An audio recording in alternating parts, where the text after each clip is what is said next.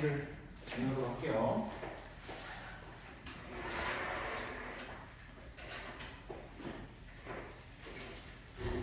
자, 반갑습니다. 저는 오늘 저희 어플 아카데미 입시 설명회 강의를 맡은 박승욱 강사라고 하고요. 일단 지금 이 입시 설명회가 왜 열렸는지에 대한 이야기를 좀 한번 해보면, 여러분 이제 중학교 3학년이잖아요. 그렇죠? 이제 다음 바로 1년도 안 남았어요. 이제 거의 6개월도 안 남았는데, 거의 6개월 정도 남았는데, 이제 바로 또 고등학교가 돼요, 여러분들. 그러니까 그 고등학교 우리 들어갔을 때 당황하지 않고 그 고등학교 생활 잘할 수 있는 조금의 정보라도 제가 좀 전달해주기 위해서 이렇게 입시 설명을 하게 되었고요. 그리고 여러분들 지금 최대 고민이 아마 이걸 거예요. 고등학교 선택 어떻게 해야 되냐?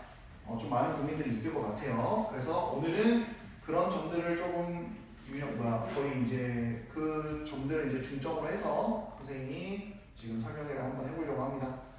자, 일단 기본적인 목차부터 좀 소개를 할게요. 자, 첫 번째는 입시제도 설명 및 여러 가지 용어들에 대한 설명이에요. 앞으로 여러분들 뭐 자료나 이런 걸 얻고 싶어도 인터넷에서 이런 용어들에 대한 설명을 이해하지 못하고 자료를 검색해도 의미가 없거든요. 그래서 지금 그 입시제도나 이런 것들, 이런 용어들에 대해서 한번 간략하게나마 선생님이 좀 설명을 하고자 하고요. 그 다음에 두 번째가 저희 이제 수시전형. 이 수시전형이라는 거는 이따가 바로 말하겠지만 우리 대학교를 입학하기 위해서 가는 전형 중에 하나예요. 그래서 그 수시전형에 대한 내용의 이해를 한번 해볼 수 있는 시간을 가지도록 할 거고요. 그 다음에 자, 여러분들 이제 그 생활기록부, 우리 생기부 이거를 조금 더 이제 여러분들 집중적으로 조금 관리해 볼 필요가 있어요. 그래서 오늘은 그 생기부란 무엇인가에 대한 이야기도 한번 나눠보고자 합니다. 자, 그 다음에 여러분들 조금 생소한 단어이기도 한데 여러분들 이제 닥칠 미래이긴 하거든요. 우리 고교학점제 지금 여러 고등학교에서 거의 95% 이상 시험하고 있고요. 들어오세요. 여기 앞에 갖고 왔어. 갖고 가시죠. 그래서 고교학점제에 대한 이야기를 할 거고요. 그 다음에 이제 여러분들 가장 관심 있어하는 거 고등학교 선택 어떻게 해야 될지에 대한 이야기도 한번 나눠보고자 합니다. 마지막에 시간 되면 질의응답 받는 시간 가지도록 할게요. 자, 일단 제일 중요한 거, 여러분들 결국 고등학교 잘 가는 이유가 뭐예요? 잘 가야 하는 이유가 뭐예요? 대학교 가려고 하는 거잖아요, 그렇죠? 그럼 여러분들 일단 목표를 잡아야겠죠. 내가 대학교 가려면 어떻게 해야 되냐? 자, 일단 입시제도는 뭐뭐 있는지 알고 있는 사람 있어요, 혹시? 대학교 가려면 뭐뭐로 들어갈 수 있는가? 크게 두 가지. 그치, 정시, 수시. 그걸 딱 봤네. 조금은 알고 있네요. 자, 그러면 정시하고 수시인데, 자, 각각 몇 퍼센트인지 좀 볼게요. 정시는 24%밖에 안 됩니다. 생각보다 적죠? 자, 정시라는 게 뭐냐면, 우리 그 여러분들이 흔히 생각하는 그 수능이에요, 수능. 수능인데, 딱 수능 점수로 그냥 딱 잘라버려요. 높은 순서대로, 차례대로. 그리고 또 하나, 이거 N수생이라고 했는데, 이런 건 이제 뭐냐면, 우리 재수생, 3수생, 4수생 형들이랑 경쟁을 해야 돼요. 딱 듣기만 해도 정시는 굉장히 힘들어 보이는 게 바로 눈에 보이고, 자, 이제 수시가 76% 정도인데, 자, 수시는 그 학교, 그 학년인 친구들하고만 경쟁을 하는 겁니다.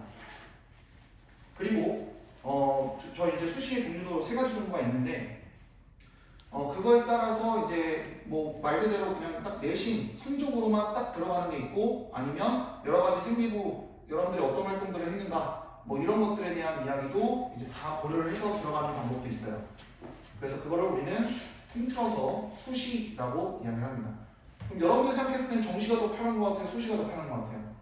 일단 문 자체가 수시가 좀 더 높죠. 물론 수도권 대학은 좀 이제 거의 비슷해지고 있는데 그래도 아직은 수시가 더 많다라는 정도로만 생각하면 좋을 것 같고 일단 경쟁하는 게 조금 다르죠. 우리 정시 같은 경우에는 N수생 형들, 누나들 이 분들하고 경쟁을 해야 되고 수시는 우리 학년에 있는 우리 학생들하고만 경쟁을 하면 된다라는 정도로 이해하면 좋을 것 같아요.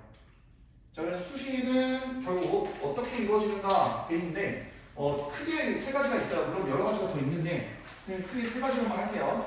교과 수자 전형이 하나 있고요. 그게 바로 57% 정도로 뽑습니다.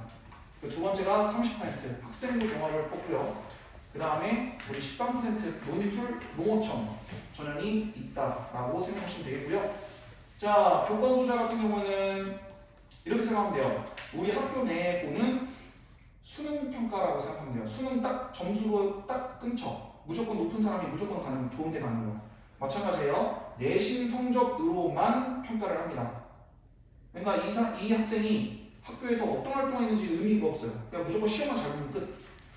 그래서 성적보다 단, 여기는 그러면 당연히 딱 그게 정해지죠. 내가 만약에 1등급인데, 내가 만약에 2등급인데 1등급인 학교를 절대 못 간다는 거죠. 그쵸? 그래서 성적보다 좋은 학교는 가기가 힘들다 라고 알고 계시면 좋을 것 같고요. 그 다음에 학생부 종합 같은 경우는 좀 달라요. 물론 성적을 보지만 다른 것들도 많이 봅니다. 특히 생기부. 그리고 또 어떤 학교들은 또 면접도 보거든요. 그래서 이런 면접도 평가를 한다. 평가 전형이 있다.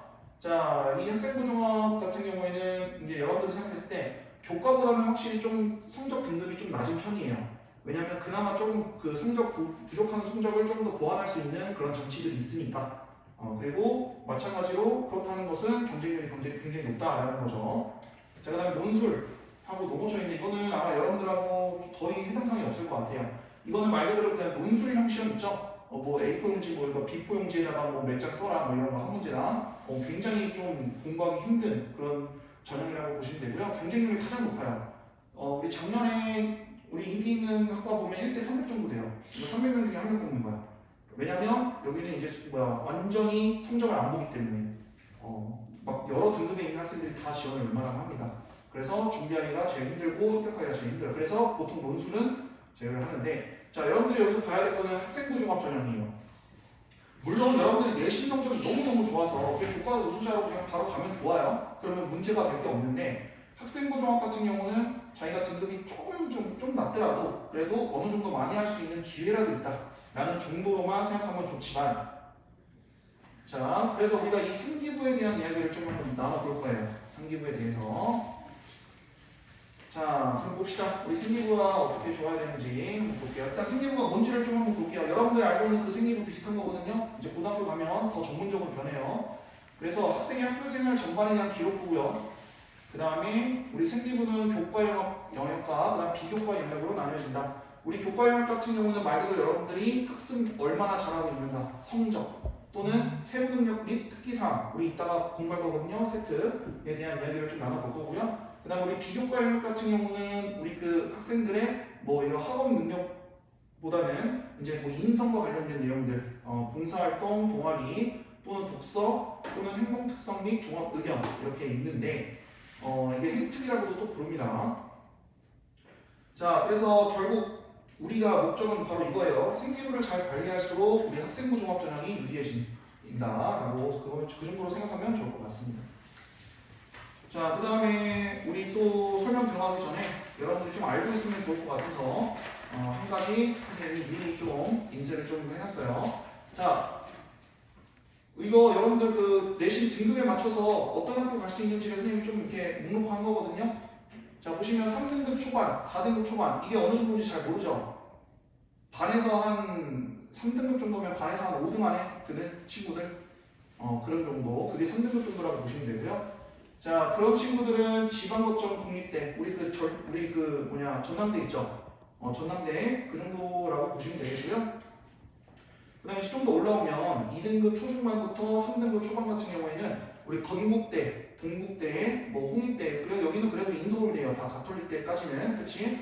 그리고 여러분들 흔히 얘기하는 그 인서울이 여기입니다. 여기. 그리고 지방거점 국립대, 우리 우리 그 전남대 거기 말하는 거죠. 자, 그 다음에 2등급 극초반, 2등급 중반.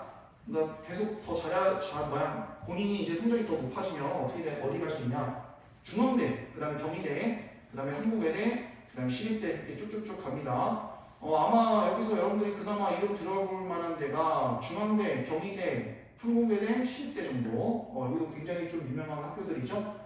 그리고 전남대 사회과학과 정도는 이 정도는 갈 수 있다. 뭐 예를 들면 공대, 그치? 아주 인기 많은 그런 대학들, 그런 과들, 전남대. 자, 그 다음에 1등급 중반부터 2등급 극초반. 여기부터 이제 전국 등수에 드는 친구들, 이런 친구들이 이제 가는 데인데, 서강대, 그 다음에 성균관대, 한양대, 중앙대, 경희대, 한국외대, 시립대. 여기서 보시면 지금 서강대, 성균관대, 그 다음에 한양대 같은 경우에는 좀 이제 과를 조금 낮게 쓰면 이 정도도 이제 들어갈 수 있다 정도 생각하시면 되겠고요.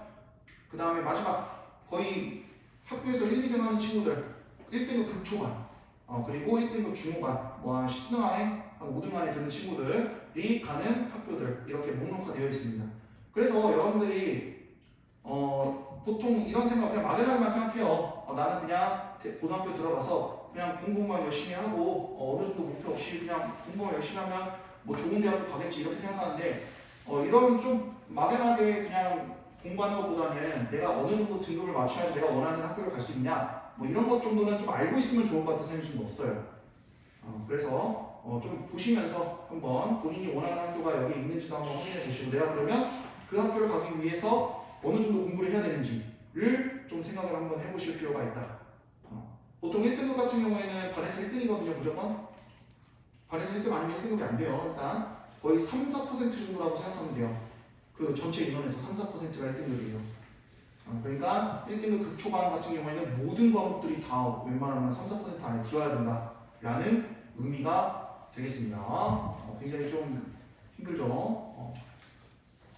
자, 그런데 아까 선생님이 이런 얘기를 좀 했어요. 선생님이 그 학생부 종합전형 같은 경우에는 등급이 조금 낮더라도 우리 그 생활기록부를 많이 보니까 그런 쪽에서 봤을 때는 좀 성적이 좀 불리해도 내가 좀 더 좋은 학교 갈 수 있지 않을까라는 그런 생각도 들 수 있지만 가장 기본적인 게 일단은 그래도 내신 성적은 들어가야 돼요. 들어가야 돼요. 조금 불리한 정도는 어느 정도 커버가 되겠지만 완전히 말도 안 되는 성적인데 거기 넣은 거는 말이 안 되겠죠. 그렇죠? 그러니까 자 보시면 이게 우리 학원 이제 졸업생이라고 하면 좀 그런가? 아무튼 우리 학원에 이제 거쳐간 학생들인데 지금 현황이에요. 뭐 물론 여기 말고 이제 더 많은 학교들도 많이 합격을 했는데 이제 대표적인 학생들만 가지고 이제 좀 이게 한번 산출을 한번 해봤어요. 자 우리 작년에 서울대에 간 선배가 있죠. 그래서 그것도 화학생물공학부 갔어요. 엄청나게 힘든 곳인데 내신 성적이 역시나 1.17 극초반이죠. 저 정도는 돼야지 쓸 수 있다. 학종으로 가면 학종. 그런데도 내신 성적이 저 정도는 돼야지 이제 서울대는 그래도 좀 지원을 할 만하다. 그 다음 원가운데 이제 의예과 친구도 내신 성적 마찬가지로 1점대 초반이죠. 이 정도는 돼야지 그래도 학종 쓸만하다라는 정도로 좀 생각하면 좋겠고요. 자 대부분 보면 다 아까 선생님이 얘기했던 그 리스트하고 지금 내신 성적들이 다 비슷해요. 선생님이 뭐 학종은 좀 더 낮은 등급으로 갈 수 있는 거 아닌가요? 라고 얘기를 먼저 얘기를 했긴 했지만 그래도 대부분 다 내신 성적에 맞춰서 갈 수밖에 없습니다. 일단은 거의 99% 정도가. 자 그래서 내신 성적이 부족하면 이렇게만 알고 계시면 좋을 것 같아요. 내신 성적이 부족하면 우리 생기부가 결국 아무리 본인이 어떠한 활동을 하더라도 별로 그렇게 큰 의미는 없다라는 정도로만 좀 알고 계시면 좋을 것 같고 그러니까 제일 먼저 해야 될 건 뭐예요? 내신 성적이에요. 일단 좋은 대학교 가려면 내신 성적이 제일 필요합니다. 그러면 선생님 왜 생기부를 왜 관리해야 됩니까? 그럼에도 너무너무 중요해요. 왜? 자 이거 자료 볼게요. 거기 자료 지금 보이죠? 그 동그라미 하나에 쳐 있는 거. 자 보시면 좀 자세히 좀 볼게요. 이게 그 경희대에서 계속 매년 자료를 제공하는 그 입결표인데요. 이게 뭐냐면 막 빨간색 X자가 엄청 많이 있는데 그 사이사이마다 동그라미들이 좀 있어요. 우리 화학공학부를 좀 볼게요. 이거 화학공학과 여기 좀 볼게요. 자 동그라미 친 거는 합격한 사람들. 그 사람들의 성적이라고 보시면 돼요. 여기가 한 1, 여기가 2, 여기가 3 정도로 생각하면 되고 그럼 다 어디예요? 다 이 사람들. 다 앞쪽에 몰려있죠. 지금 다 보면 결국 이게 지금 학생부 종합전형이거든요. 결국 앞에 모여있는 사람들이 합격을 할 수밖에 없어요. 일단 근데 그 안에 있는 사람들도 굉장히 경쟁률이 많죠. 지금 또 X자가 엄청 많잖아요. 생기부가 하는 일은 이거예요. 여기 들어가 있는 사람들 중에서 그나마 경쟁력 있게 해주는 게 생기부예요. 왜냐하면 똑같은 성적이라도 학교생활 열심히 했냐 학교생활 열심히 안 했냐 그럼 당연히 학교생활 열심히 한 사람 뽑지. 경쟁률이 이미 기본적으로 너무 높기 때문에 그 경쟁률에서 이기기 위한 무기가 될 수 있다는 거야. 그리고 뭐 이런 사람들 좀 있죠. 진짜 이런 걸 흔히 이제 문 닫고 들어온다고 하는데 완전 끝창. 이런 사람들은 이런 사람들 또 운 좋게 또 들어갈 수도 있는 상황이 뭐 그런 상황도 있을 거고, 그치? 그럼 선생님들 이 사람들은 뭡니까? 여기 있는 막 등급 낮은 사람들은 뭐예요? 그치? 저 사람들은 보통 자사고 아니면 특목고예요. 거기는 등급이 낮더라도 학교에서 이거는 대단한 인재인데 라고 하면 뽑아줘요. 왜냐면 특목고는 그만큼 내신 경쟁이 힘드니까 그걸 다 인정해줍니다. 그리고 그 성적표에 다 나와요. 어차피 이 학생은 되게 힘든 곳에 있구나, 되게 성적 내기 힘든 곳에 있구나, 그럼 다 감안을 해줍니다. 그래서 이렇게 돼요. 일반고 친구들은 다 여기에요. 그러니까 여러분들은 결국 일반고 가면 어떻게 해야 된다? 여기 안에 들어야지 내가 원하는 화학공학과 들어갈 수 있다라는 거 생각하면 좋아요. 이래요. 그리고 거기 앞에 들어갔죠. 여기 딱 줄 서 있는 사람도 많지. 여기 지원하는 사람도 엄청 많죠. 이 사람들 중에서 나는 그나마 합격할 수 있는 무기를 가질 수 있다라는 게 바로 생기부의 역할이다라고 생각을 해주시면 좋을 것 같아요. 자, 기계공학과도 한번 보세요. 기계공학과 여기는 완전 얄짤 없죠. 얄짤 없어. 진짜 딱 여기까지 그냥 끊어버려요. 그냥 끊어버려요. 얘네들 거의. 그치? 이 사람들 누구? 이제 자사고 아니면 특목고 애들. 등급이 좀 낮더라도 저 정도로 합격시켜줄 수 있다. 얼마나 잘했으면 뭐 그런 얘기도 있겠죠. 그래서 여러분들 생기부는 딱 이 정도로 생각하면 좋은 것 같아요. 많은 경쟁자들 사이에서 생기부는 자신만의 무기로 만들 수 있다라는 정도로 생각하면 좋을 것 같습니다. 그래서 첫 번째는 무조건 뭐? 성적이에요. 성적. 무조건 성적부터 시작입니다. 자, 우리 학생부 종합전형의 평가 요소들 좀 볼게요. 총 4가지입니다. 총 4가지인데 이제 이것도 학교마다 달라요. 대학교마다 다르고 그걸 공개하는 학교도 있고 공개하지 않는 학교도 있어요. 평가 방법을. 그래서 대충 이건 지금 평균적으로 이 정도로 보고 있다라는 정도로만 생각하시면 되겠고, 자 보시면 학업 역량이 얼마나 뛰어나냐, 그러니까 공부를 얼마나 잘하냐, 성취도 이런 거 잘하냐 이런 거, 그다음 발전 가능성, 이 학생이 지금은 당장에 조금 여기에 좀 버벅대는 데 있어도 이 학생이 성적을 얼마큼 올렸고 뭐 이런 앞으로도 대학에서도 더 발전될 가능성이 있다, 뭐 이런 평가. 그다음 전공 적합성, 저것도 사실은 좀 교과 영역이죠. 공부를 잘하냐 못하냐 좀 그런 느낌이고, 탐구를 얼만큼 열심히 하고 이 학생이 좀 시험에 대해서 좀 재능이 있다, 뭐 이런 것들도 판단 가능하다라는 거죠. 그리고 마지막으로 인성. 웬만하면 인성은 뭐 대부분 다 너무 좋은, 뭐 다른 선생님 뭐 이 상태 써주지 않는 이상 웬만한 다 1점 이상은 다 되기 때문에 뭐 인성 같은 경우에는 뭐 그게 크게 걸림돌이 되지는 않습니다. 자, 그래서 중요한 거는 대학별로 평가 요소가 조금씩은 다르다라는 정도로만 생각하고 대충 이렇게 딱 4개 정도 평가를 하고 있다. 여러분들 그 생기부 같은 거 다 보면서 대학 그 입학 사정관님들께서 계시거든요. 다 그 평가하고 하시는 분들이 계세요. 그런 분들이 다 하나씩 보시면서 여러분들 학교 생활을 다 평가하시면서 여러분들을 다 이제 감안한다, 염두를 해두고 이제 여러분들을 이제 뽑는 거죠. 그게 이제 이게 평가 요소가 됩니다. 보통 4개가 됩니다. 자, 그래서 생기부라는 게 도대체 무엇인데 하면서 이제 하나씩 좀 뜯어봅시다. 우리 에어컨 좀 끌게요. 자, 출결 상황입니다. 이거 여러분들 뭐 지금도 잘하고 있잖아, 그렇지? 개근상 맞으면 좋아요. 좋은데 개근상 받기가 힘들죠.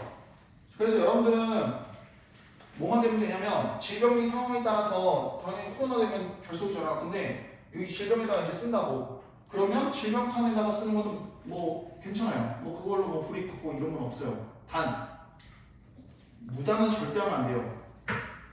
선생님 그 상담하면서 맨날 그 친구가 있어서, 어떤 친구가 있었냐면 맨날 지각해가지고 결석을 이미 돼버린 친구가 있어요.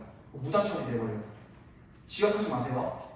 지각하시면 안 되고 결석 마음대로 하면 안 돼요. 그 인정 안 되면 대학에서 안 보고 거의 진짜 엄청 부정적으로 봐요. 왜냐면 남들 다 하는 출결인데 저 무단이 거의 없을 텐데 본인이 딱 무단 저 빨간 글씨로 딱 떠버리면 대학에서 되게 안 좋게 보겠죠. 그치? 하나도 힘들어요. 사실 하나도 되면 안 돼요. 그러니까 학교 생활 열심히 해야 된다. 적어도 시간 약속을 좀 꼭 지켜야 된다. 이거 생각보다 많은 사람들이 무시하고 넘어가는데 지각하지 마세요. 평소에 지각 자주 하는 친구들이 있으면 좀 이번 기회에 좀 고쳐야 됩니다. 물론 여러분들은 안 그러겠지만. 자, 그 다음에 우리 교과학습 발달 상황이라는 그 항목이 있을 거예요. 이제 생기부 보면 이거 여러분들 우리 중학교 때 했던 거랑 많이 비슷한데 다른 점이 뭐가 있어요? 혹시 알고 있는 사람? 뭐가 보이죠? 하나 더. 가장 대표적인 거. 석차 등급. 그렇지. 석차 등급이 이제 나오기 시작해요. 이 성취도까지는 여러분들은 비슷해요. 비슷하고 이제 석차 등급이 나오기 시작합니다. 우리 중학교 때는 그냥 딱 절대평가로 무조건 뭐 80점 이상이면 A 아닌가? 그쵸? 거의 그 정도 되는데 이제 고등학교 올라가면 모든 것들이 다 상대평가입니다. 물론 3학년 때 진로 과목 같은 경우에는 뭐 그냥 성취도로만 나오는 그런 과목들도 있긴 한데 일단 한번 보도록 하겠습니다. 자, 각 교과목에 대한 성적입니다. 당연히 상대평가고요. 이제부터 고등학교 때 올라가면 무조건 상대평가부터 시작합니다. 자, 두 번째. 자, 원점수, 과목 평균, 이거 나오죠? 여기 두 번째 칸. 여기는 이제 여러분들이 진짜 받은 점수, 100점 만점에 얼마만큼 받았다. 그리고 옆에다가 이제 과목 평균까지 다 들어가요. 그리고 표준 편차라는 말이 나오는데, 여러분들 아직 표준 편차는 모르겠지만, 간단하게 얘기하면 이겁니다. 표준 편차는 그 구간에, 같은 점수대 아이들이 얼마만큼 분포되어 있는가가 중요해요. 그것을 나타내는 표현이라고 생각하면 좋을 것 같아요. 숫자라고 생각하면 좋을 것 같아요. 이건 다 나중에 또 자세히 한번 또 얘기 한번 해볼게요. 자, 그 다음에 성취도는 A, B, C로 평가를 합니다. 우리 중학교 때 받는 평가랑 매우 비슷하죠.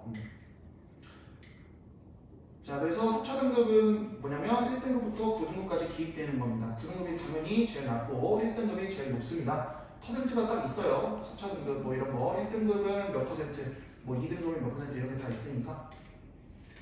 자, 그 다음에 비교과로 넘어갑니다. 자, 우리 비교과 같은 경우에는 우리 교과 상황이 아닌 우리 성적이나 이런 것들이 아닌 자율학습, 동아리, 봉사활동, 진로활동 이렇게 4개를 합쳐서 자동봉진이라고 많이들 축약을 해서 얘기를 합니다. 자, 교과를 제외한 모든 내용들이라 생각하면 되고요. 그 다음에 자율학습, 진로활동, 봉사활동은 학교에서 웬만하면 강제적으로 진행되는 게 있어요. 프로그램들이 다 있고 학교마다 다 달라요. 그래서 그 프로그램에 이제 여러분들이 따라서 이제 활동을 열심히 해주면 된다. 자, 그리고 동아리는 이제 여러분들이 선택할 수 있는데, 자, 동아리는 본인이 원하는 곳에 드는 것보다는 여러분들이 진로를 빨리 설정해서 그 진로에 맞게끔 동아리 듣는 게 훨씬 더 좋아요. 예를 들면 본인은 지금 뭐 생명과학에 꿈이 있어요. 그러면 생명과학과 관련된 동아리를 듣는 게 낫지. 뭐 갑자기 뜬금없이 뭐 독서 토론회 이런 동아리 들면 골치가 아파진다는 거죠. 왜? 그러니까 우리 생기부에 자신의 꿈을 적기 위해서 한 글자라도 더 적는 게 더 유리하잖아.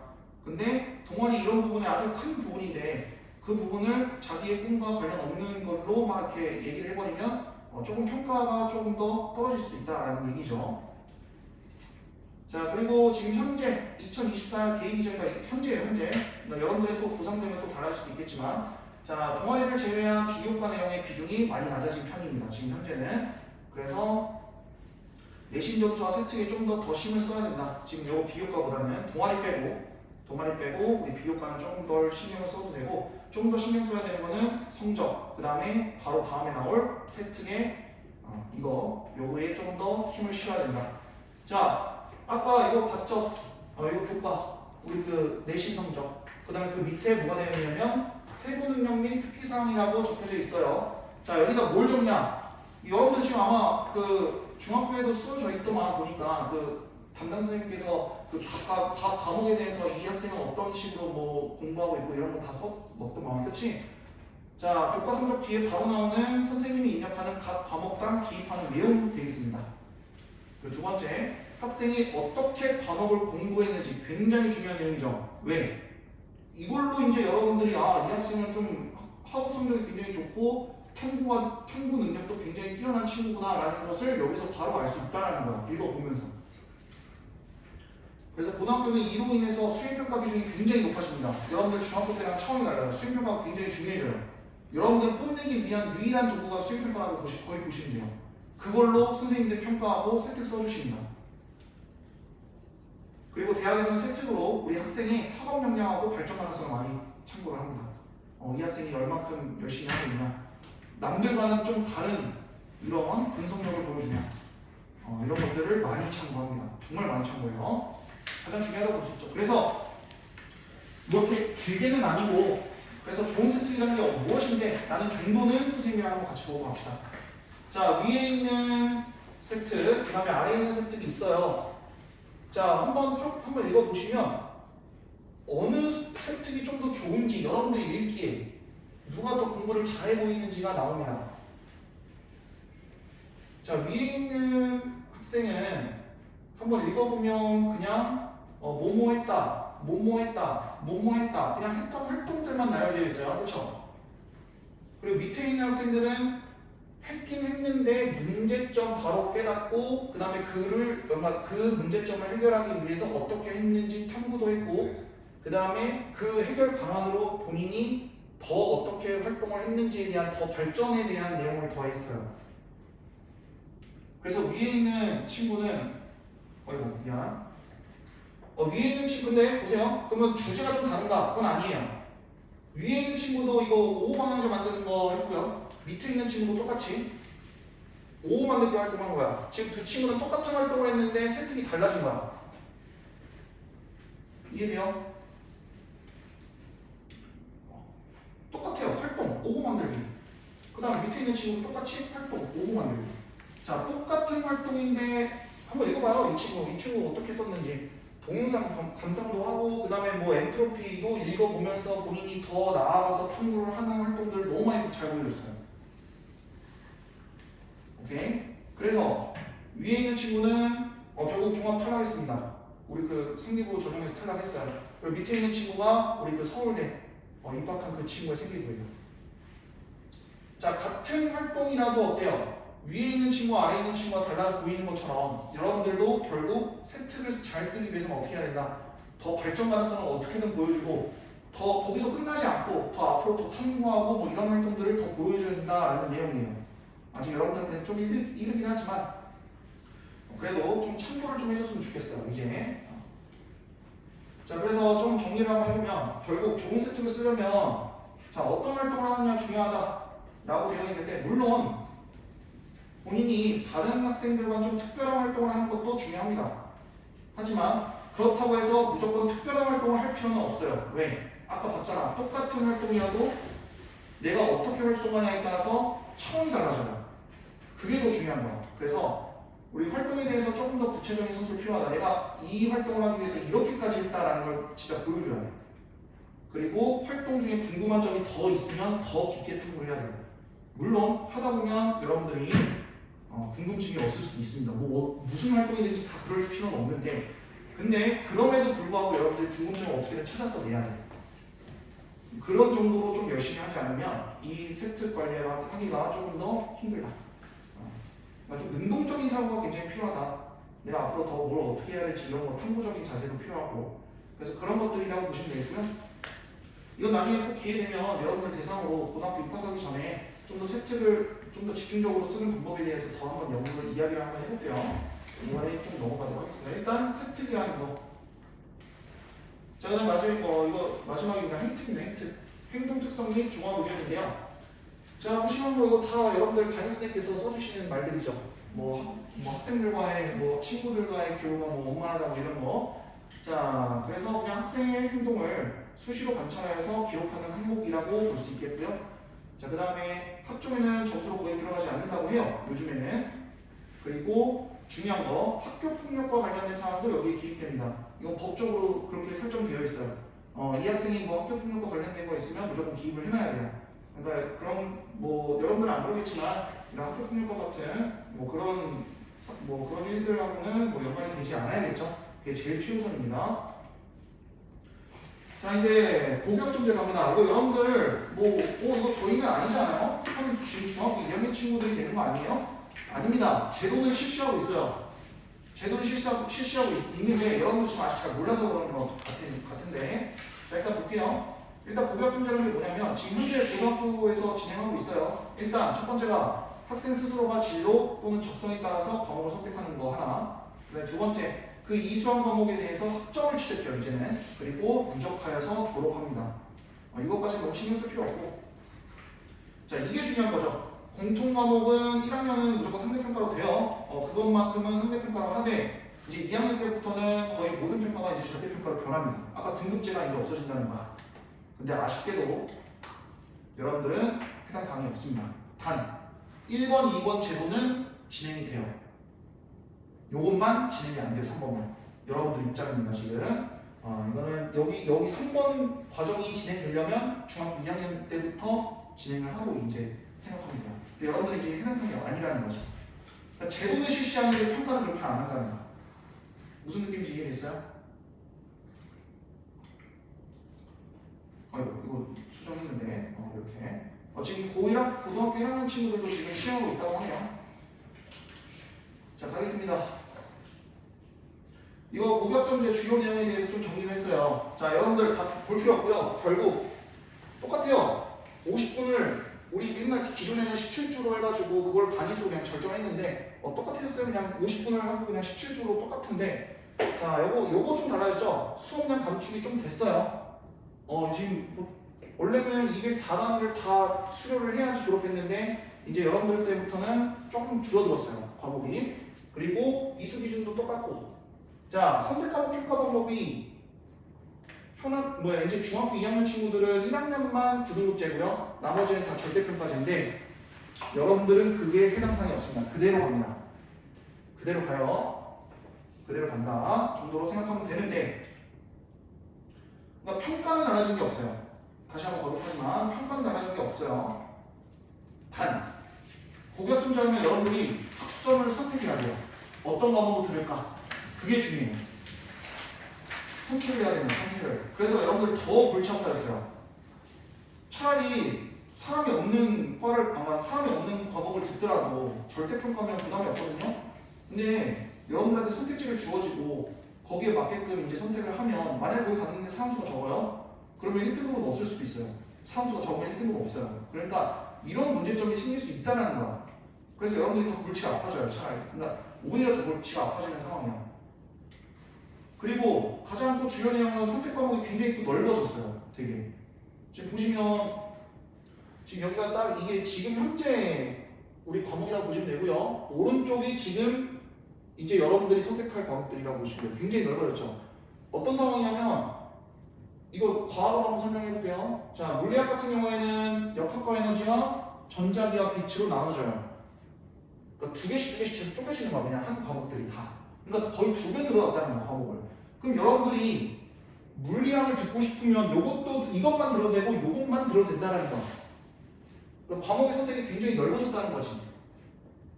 그게 일단 큰 특징이에요. 이거는 여러분들 지금 시행할 거야. 이제 고등학교 가면 이렇게 될 거야. 그러면 이게 이제 문제지. 결국 과목 선택을 어떻게 해야 되냐? 그러면 내가 원하는 거 그냥 들으면 되는 거 아니야? 안 됩니다. 그걸 얘기하고 싶은 거예요, 선생님. 자, 제일 중요한 건 일단 본인의 진로가 뭔지를 빠르게 결정해야 돼요. 적어도 문과 이과 정도는 구분할 줄 알아야 돼요. 빠르게. 이제는 그게 더 필요해요. 1학년 때까지 빨리 마무리해야 돼요.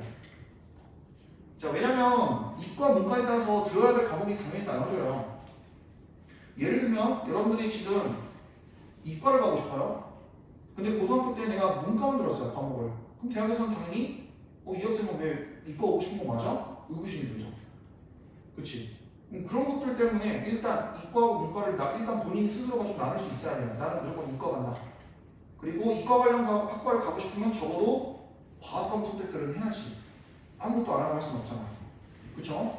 그래서 그리고 또 중요한 게 뭐냐면 세특 쓰기가 좋아요. 왜? 봐봐, 본인은 기계공학과가 되고 싶어요. 기계공학과를 가고 싶어요. 그럼 기계와 관련된 수업을 들어야지 내가 그거에 대한 탐구 활동할 수 있잖아. 근데 내가 기계공학과를 가고 싶은데 아까 위에 뭐 사회 윤리 관련 과목을 들어요. 그럼 거기다가 어떻게 쓸 건데, 그치? 뭐 기계공학과에 대한 내용을 윤리라는 그 과목에다 쓸 수가 없잖아. 세특이라는 것은. 그 과목에 맞춰서 써야 되는, 그치? 그러니까 본인이 세특 쓰기 좋게 그 과목을 선택하는 게 맞아요. 일단 훨씬 더 유리해집니다.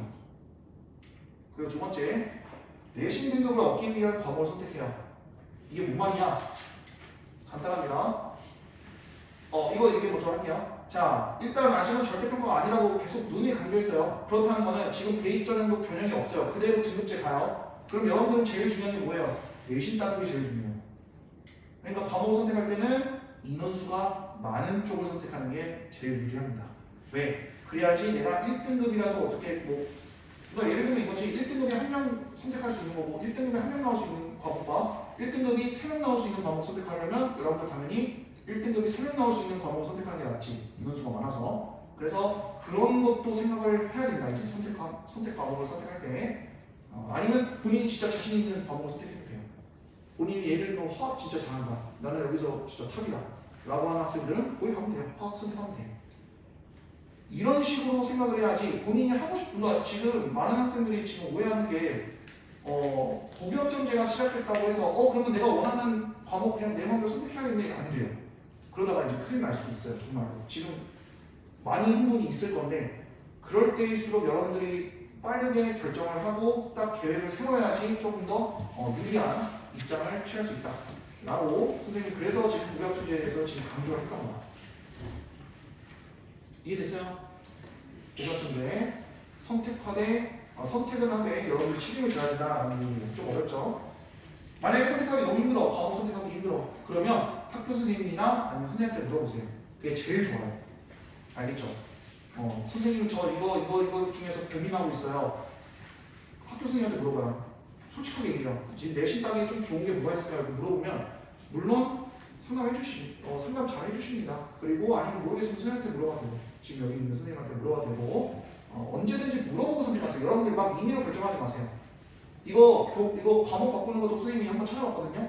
그럼 만약에 선택한 거 과목 못 바꾸냐? 바꿀 수 있는데 어머니 허락도 받아야 되고 다 와가지고 면담하고 가야 돼요. 엄청 힘들어요. 한 번 바꾸기가. 그러니까 한 번 선택할 때 잘 선택하라는 거야. 알겠죠? 자 이제 마지막입니다. 우리 고등학교 선택 방법 드디어 여러분들이 제일 궁금해하는 거 가도록 하겠습니다. 자 일단 우리나라 우리 고등학교 종류를 한번 쭉 한번 나열해봤어요. 굉장히 많았어요. 저도 선생님도 지금 한번 이거 검색 한번 해봤는데 좀 놀랐습니다. 선생님 일반고도 마찬가지 공립하고 사립만 있는 줄 알았는데 혁신학교라는 게 또 있었대요. 근데 당연히 순천에는 없습니다. 들어본 적이 없어요. 혁신학교가 순천에는 없고 그래서 그걸 우리 일반고라고 합니다. 공립하고 사립. 공립하고 사립 차이는 알죠? 이거는 잘 알 거라고 생각하고 자 특목고 같은 경우에는 또 이렇게 네 가지로 나뉩니다. 위에 두 개는 이과, 밑에 두 개는 문과라고 생각하고 그리고 이런 말들이 있던데 선생님 이제 외국하고 자사고는 이제 없어지는 거 아닌가요? 이제 다시 결정 번복이 됐죠? 이제 유지됩니다. 외국 그대로 유지되고요. 자사고도 그대로 유지됩니다. 그거 이번 뉴스 떴으니까 한번 읽어보시면 좋을 것 같아요. 자 아무튼 이 영재고와 과학고는 뭐 이렇게 특목고고 그다음 외국어 국제고도 그대로 특목고다 이렇게만 알아주시면 되겠고 자율고는 우리 이거 자율형 사립고가 있고요. 자율형 공립고가 있다라고 얘기를 들었어요. 그래서 자율형 사립고 같은 경우에는 우리가 생각하는 그 자사고예요. 자사고. 자 자사고 같은 경우에는 우리 광양제철고가 그런 자사고에 포함됩니다. 전국에 10개국밖에 없어요. 여기는 따로 시험을 보고 들어갑니다. 어려워요. 생각보다 어려워요. 특목고만큼 어려워요. 그 다음에 특성화고 같은 경우는 우리 마이스터고 여러분들이 흔히 얘기하는 그 공고 그런 느낌이고 또 효성고등학교가 있죠. 효성고등학교 그런 데가 있습니다. 자 근데 여러분들은 보통 일반고를 대부분 진학을 하기 때문에 선생님이 일반고 위주로 일단 설명을 한번 해보도록 하겠습니다. 자 그래서 결국 고등학교 선택을 어떻게 하는 게 좋냐? 일단 제일 먼저 따져야 되는 거 남고, 여고, 그 다음에 남녀공학 이 세 가지 종류가 있죠? 이거 먼저 따주셔야 돼요 여러분들. 자 첫 번째 남고의 특징은 이과 과목을 잘하는 학생들이 너무 많아요. 가면 수학 1등급 받기 힘들 수도 있어요. 왜냐면 괴물들이 많아요. 걔네는 암산으로 그냥 막 풀어요. 왜 그런지 모르겠어. 그런데 이제 애들이 조금 수행평가는 좀 떨어진다고 하면 좀 그렇고 좀 되게 느긋하게 해요. 뭔가 좀 이렇게 모르겠어요. 그냥 아무튼 그런 것 같아요. 좀 그런 분위기인 것 같아요. 그리고 여고 같은 경우는 문과 과목 당연히 잘하고 되게 꼼꼼해요. 여학생들. 그래가지고 수행평가 굉장히 좀 심한 편에 속합니다. 그거는 모든 다 여고 애들 들어가 보면 너무 수행평가 받기 너무 힘들어요. 애들 다 너무 잘해요. 막 이런 얘기 맨날 들어요. 그리고 이거 왜 없지? 이거 남녀공학도 있는데 남녀공학은 그 둘 중에 장점과 단점들이 다 섞여 있다고 그냥 보시면 돼요. 자, 그다음에 내신 따기 유리한 학교가 중요하겠죠, 여러분들. 결국 내신을 따는 게 제일 중요합니다. 근데 이게 사실 찾기가 제일 힘들어요. 왜? 결국 내신 따기 유리하려면 어떻게 하면 돼요? 공부 잘하는 학생들이 많이 있는 데를 피해야 될 거 아니야. 근데 그걸 어떻게 알아요, 우리가? 결국 눈치 싸움이야. 이번 연도에는 예를 들면 복성고에 공부 잘하는 애들이 너무 많이 왔어. 그래서 다음 연도에는 내가 복성고 지원 안 했어. 근데 이번에는 또 다른 데 가니까 다른 데가 또 공부 잘하는 애들이 그거 눈치 싸움하느라고 거기 또 당하버린 거야. 이런 걸로는 판단이 힘들다는 거야, 결국에는. 결국엔 내신 따기 유리한 학교는 이런 거 판단하기가 너무 힘들다는 거야. 그럼 우리가 객관적으로 뭔가 좀 판단할 수 있는 근거가 있어야 될 거 아니야? 그게 바로 뭐냐면, 왜 여기 섞여있지? 미안합니다. 자, 여기 나와있죠. 제일 보편적으로 선택하는 방법 딱 하나 있어요. 바로 학년당 학생 수가 많은 학교 선택하면 돼요. 그러면 적어도 1등급 자리 많아질 거고요. 2등급 자리도 많아질 겁니다. 그만큼. 학년당 학생 수가 많은 학교가 일단은 유리하긴 해요. 확실히. 그러니까 요 공부 잘하는 학생들 많이 가는 거 눈치 싸움 하기 싫으면 일단은 학년당 학생 수 많은 학교 선택하면 돼요. 그러면 좀 중간 이상 가는 것 같아요. 그래서 여러 가지, 물론 이거 말고도 또 여러 가지 조건들을 확인할 거야, 이따가. 그래서 그것들을 제대로 파악한 후에서 이제 선택을 할 거야. 되게 복잡해요. 그래서 막 무조건 이 학교가 좋다, 저 학교가 좋다 이렇게 말할 수는 없어요. 그때그때 상황이 다 다르고, 그때그때 학년당 담당하는 선생님 따라 완전 달라져요. 하지만 그런 분위기 같은 경우는 좀 따져볼 수 있는데, 이제 그런 이야기를 좀 한번 해볼게요. 자, 일단 순천 대시에 있는 고등학교 하나 다음 것 같습니다. 자, 총 10곳이 있는데요. 자, 옆에다 남고 여고 다 썼어요. 보시면요, 남고가 총 3개고요. 그 다음 여고가 3개예요. 똑같이 남, 성, 여, 상. 그 다음에 남여고가 3개, 4개. 그치. 근데 보통 여러분들 여기 안 가잖아. 팔마고등학교 안 가요. 왜 그런지 모르겠는데 여기 가는 사람은 지금까지 한 명도 없었던 것 같아요. 선생님 주변에는. 보통은 북성고등학교, 제일고등학교, 효천고등학교 이렇게 남녀고가 이렇게 셋이 많이 갑니다. 한번 이런 것들을 한번 집중적으로 이제 여러분들이 리스트화 해가지고 내가 가야 할 학교 딱 정해놓으면 굉장히 편하죠. 그럼 나중에 여러분 3학년 2학기 때 그거 쓰잖아요. 그 1번 그거 내가 가고 싶은 그 고등학교 1번부터 이렇게 순서적으로 다 쓰잖아요. 그런 거 쓸 때 좀 참고를 하라는 얘기입니다. 자, 그러면 이제 본격적으로 시작할게요. 자, 고등학교 후회 없이 선택하는 방법에 대한 이야기를 좀 할게요. 선생님이 무조건 이 학교 좋다라고 말 못해요. 아까 얘기했듯이 상황 따라 다르고 그러니까 그 해마다 달라요.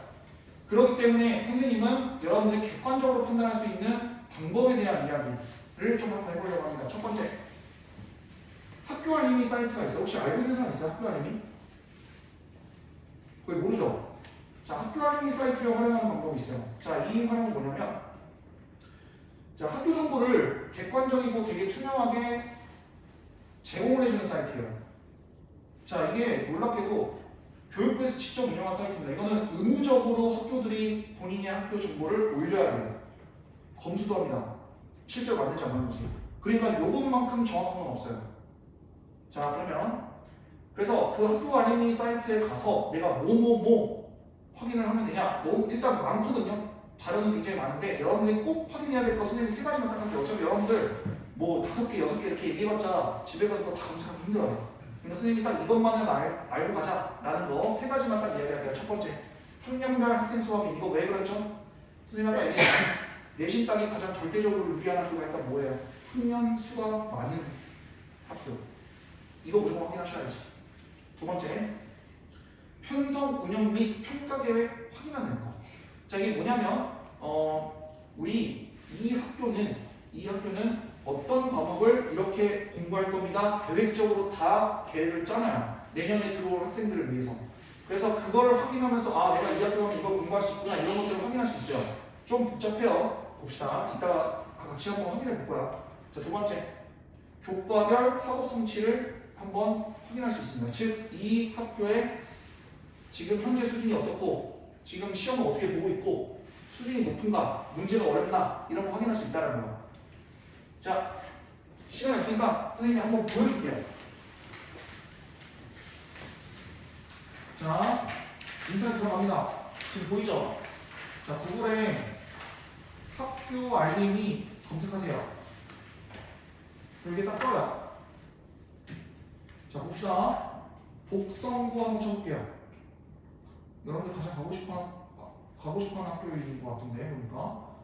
자, 그럼 여기 딱 뜹니다. 그래서 밑에 쭉쭉쭉 내려가면 요것들 보이죠? 이 탭들 보이죠? 자, 보시면 먼저 확인해야 될 거는 학생 현황에 거기 다 써놨어요, 선생님이. 여러분 나중에 집에 가서 볼 수 있게. 자, 학년별, 학급별 학생 수 이거 클릭합니다. 그럼 제일 먼저 보이는 게 뭐예요? 요거 1학년 지금 몇 명? 197명. 자, 판단할 때 좀 어드바이스 줄게요. 선생님이 모든 순차 있는 고등학교 다 해봤거든요. 보통 200명에서 250명이에요. 그러면 지금 여기 국성고는 좀 숫자가 많은 편이에요? 작은 편이에요? 작은 편이죠. 그러니까 그런 것도 한번 확인할 수 있다는 거 다 비교해봐요. 다 비교해보고. 자, 이거 확인했어요. 그치? 이것도 평가 항목에 들어가야 한다. 자, 그다음에 두 번째 확인해야 될 거 뭐예요? 교육활동에 학교 교육과정 편성 및 운영 평가 이거 클릭. 근데 이거는 파일을 다운받아야 돼요. 좀 어렵지만 한번 다운받아보세요. 자, 그럼 이거 한글 파일 열어지는데 굉장히 복잡한 모양이 나오거든요. 문서가 나오거든요. 다 볼 필요 없어요. 선생님 보고자 하는 것만 딱 보세요.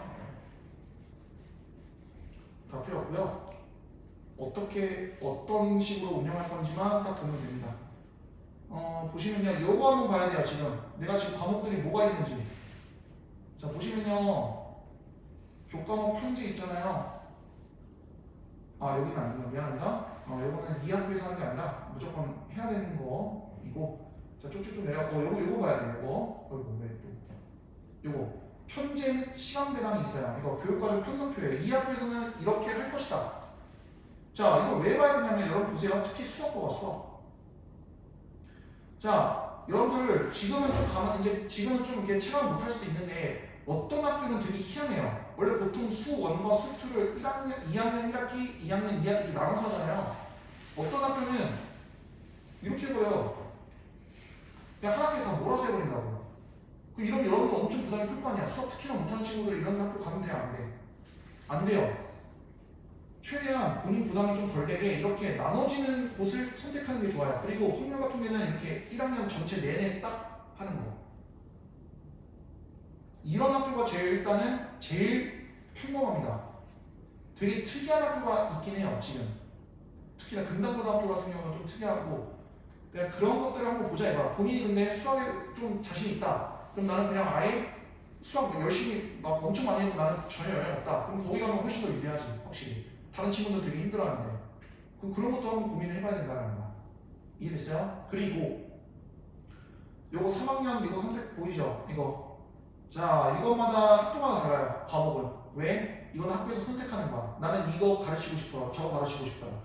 보시면 과학 과목이 많은지 아니면 이과 과목이 많은지 아니면 우리 문과 과목이 많은지를 비교할 수 있어요. 다른 학교들 다 다르거든요. 그럼 여러분들 진로에 맞춰서 그 과목이 있으면 이거는 선택하는 게 맞아요. 그 학교를 선택하는 게 좀 더 유리하다는 거야. 왜? 세특 쓸 수 있는 기회가 훨씬 더 늘어났다는 거기도 하고. 지금 무슨 말인지 이해됩니까? 이런 과목 편제를 잘 봐야 된다는 거 선생님 말은 이런 것도 또 볼 수 있다는 겁니다. 이런 것도 판단 근거가 된다. 자, 이것만 보면 돼요. 딱 이것만 보면 되고 그다음 마지막 뭐예요? 학업 성취상 우리 여기 있는 학교가 잘하냐 못하냐 이런 거 있죠? 자, 이거는 숫자 입력하더라 무조건 해야 되더라고요. 그러니까 입력하면 잘 다 뜹니다. 1학년 학생들. 자, 보통 평균 6점 이하다. 그러면 문제 어렵다. 아니면 문제 어렵다. 아니면 그 학교 학생들이 좀 못한다. 둘 중에 하나입니다. 근데 옆에 표준 편차 보이죠? 자, 20 이상이면 편차가 굉장히 큰 편이에요. 그러니까 잘하는 학생은 되게 잘하고 못하는 학생은 못한다는 거야. 20 이상입니다. 기준이 20 이상이에요. 그러니까 보통 그렇다는 거야. 무조건 다 그렇다는 건 아닌데 아무튼 여러분들 지금 처음 보는 거니까 지금 기준을 딱 잡아주는 거야. 그럼 국어 봐봐요. 국어. 얘는 표준 편차가 좀 적네요. 그럼 얘는 지금 같은 실력이 굉장히 비등비등하다는 거야. 그러니까 평균에 다 몰려있다는 거야. 무슨 말인지 알겠어요? 그리고 수학 같은 경우는 21.5. 얘는 그나마 조금 잘하는 애들은 너무 잘하고 못하는 애들은 또 못하는구나. 이런 것들이 좀 보인다는 거죠. 무슨 말인지 이해해요? 그리고 평균이 낮다가 했을 때 이 학교 학생들이 잘하냐 못하냐 또 뭘로 판단할 수 있냐면 성취도별 분포 비율이 있어요. A, B, C, D 있지. 이게 퍼센트예요. 그러니까 A를 받은 학생이 퍼센트예요. 국어 보세요. A죠. 정말 그러니까 너무 뭐라고 해야 되나? 그러니까 좀 못하는 학생들이 많다는 거야. 일단 그러니까 이걸 받으면 받을수록 더 잘하는 학생이 많은 거지. A 평가를 받는 학생들이. 근데 이거 왜 1% 나왔는지 모르겠어요. 이거는 선생님도 무슨 일이 있는지 모르겠는데 아무튼 고만고만한 실력들이 있다라는 거야. 일단 표준 편차도 낮고 그치? 그 다음에 이거 A도 지금 굉장히 퍼센트가 낮은 거 보니 그러면 중간 정도 하는 친구들이 굉장히 몰려있나 보네 라는 정도로 판단할 수 있다는 거고 자 수학 같은 경우는 얘는 편차도 큰데 A 받은 학생들도 많아. 그럼 수학 잘하는 친구들이 많다는 거야. 일단 분위기가 좀 어렵죠. 이거는 한번 잘 모르겠으면 선생님한테 계속 이야기해도 돼요. 이런 거는 물어봐도 상관없고 보시면 이런 것들 보여요. 자, 그럼 다른 학교만 잠깐만 좀 보고 한번 비교 한번 해볼게요. 외상고도 한번 해봅시다. 남고죠. 잠깐 남고 특성이 뭐가 있다 그랬죠? 이과 과목 잘한다고 했죠. 한번 맞는지 한번 봅시다. 보세요. 이 학생들은 A 굉장히 많은데 표준 편차가 낮죠. 수학 같은 경우. 그러니까 잘하는 애들이 엄청 많다는 거야 지금. 한쪽으로 몰려있다는 거야. 잘하는 쪽으로. 어쩌면 표준 편차가 낮으면 낮을수록 거기에 몰려있는 거고, 그런데 성취도별 분포 비율이 높다는 거는 그만큼 잘하는 학생이 많다는 거야. 못하는 학생이 현저히 적고. 이게 남고의 특징이에요. 과학도 마찬가지일 건데, 그치? 과학도 봐봐. 과학. 표준 편차가 20보다 낮은데도 불구하고 지금 A%가 너무 많아요.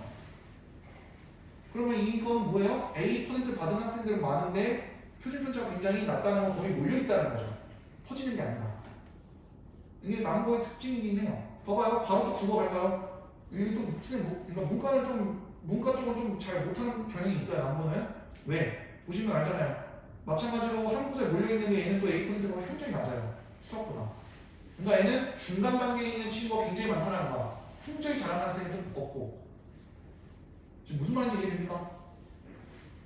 이런 식으로 조금 찾아가면 이 학교의 지금 문제 이런 수준이라든가 이 학교 학생의 이런 분위기라든가 이런 것들을 어느 정도는 파악할 수 있다는 게 장점이라는 거야. 이해됐어요? 오케이, 좋습니다. 자, 이렇게 꼭 세 가지 선생님 거기다 딱 써놨거든요. 학교 활용이 활용 정보에 대해서 다 써놨고요. 그리고 그래서 확인해야 될 거 몇 가지만 좀 짚고 바로 오늘 끝내도록 할게요. 벌써 시간이 1시간이 다 돼버렸네. 자, 학년별 학생 수 확인하셔야 되고, 기본적으로 학생 수가 많으면 그만큼 1등급 사람 수가 많아지고 2등급 사람 수가 많아지고 이렇게 되니까 좀 더 내신 단계에 유리하다. 자, 그다음 편성 운영 및 평가 계획 확인도 확인해봐야 할 거는 바로 수학 과목. 수학에 한 학년에 다 몰려있냐만 확인하시면 돼요. 본인이 수학에 자신 없으면. 좀 이렇게 분산시키는 게 여러분한테도 좀 마음이 더 편하잖아, 그렇지? 그런 것들을 미리 알 수 있다라는 거. 그 다음에 진로 과목 다양한 게 있는지 없는지 확인. 내가 원하는 그 과에 이런 진로 과목이 있으면 그 학교는 좀 유리하게 생각해야 된다, 확실히. 왜냐면 그쪽 분야에 뭔가 좀 뜻이 있으니까 교육 편성을 그렇게 한 거야, 그 학교는. 그럼 그 분야에 대한 세트를 써줄 의향이 있다는 거지, 일단 기본적으로. 그런 것도 잘 보셔야 되고. 그 다음에 교과별 이거 성적 확인. 성적 확인 한번 해보시고 봐야 될 건 평균, 표준 편차, 성취도율, 분포 비율, 그리고 A, B, C 그거 단계. 평균이 낮을수록 문제가 어렵고, 물론 학생 수준이 떨어지는 걸 수도 있어요. 그리고 표준 편차가 낮을수록 학생들 수준이 비슷하다라고 보시면 돼요. 표준 편차는 보통 한 20 정도로 가요. 20 정도로. 물론 다 절대적인 양은 아니에요. 항상. 표준 편차가 20 이상이면 되게 분포가 잘하는 애들은 잘하고 못하는 애들은 못하고. 그다음 그 20보다 좀 작으면 학생들 수준이 굉장히 비슷한 한 곳에 몰려있는 형태다라고 이해하시면 좋습니다. 그렇죠? 그래서 이거 활용 준비는 집에 가서 한번 그대로 들어가서 선생님이 여러분들 보고 할 수 있도록 선생님이 나눠준 거예요. 집에 가서 그대로 한번 타이핑해가지고 한번 써보세요. 여기 그 탭 확인하시면서 여기 이렇게 딱 다운로드 다 작업해놨으니까 후회 없는 선택하는 걸로 합시다 우리. 원래는 좀 Q&A를 받을 시간이 있으면 좋겠는데 조금 빨리 끝난 관계로 좀 늦게 끝난 관계로 오늘은 여기까지 하는 걸로 하겠습니다. 혹시나 물어볼 거 있으면 그 선생님 전화번호나 아니면 선생님 전화번호로 언제든지 물어볼 거 있으면 얘기해 주세요. 선생님들 개인적으로 또 이야기할 거 있으면 바로 얘기해 줄게요. 알겠지? 그래서 뭐 어느 학교 좋아요? 어느 학교 가고 싶은데 이거 여기 좋나요? 뭐 이런 개인적인 거 물어보면 아는 학교에서 설명해 줄게요. 그거는 아는 학교에서 설명해 줄게요. 공개적인 자리에서 그거 얘기하면 안 되니까. 아무튼 여기서 마무리하도록 하겠습니다. 자, 고생 많았고요. 여기까지 합시다.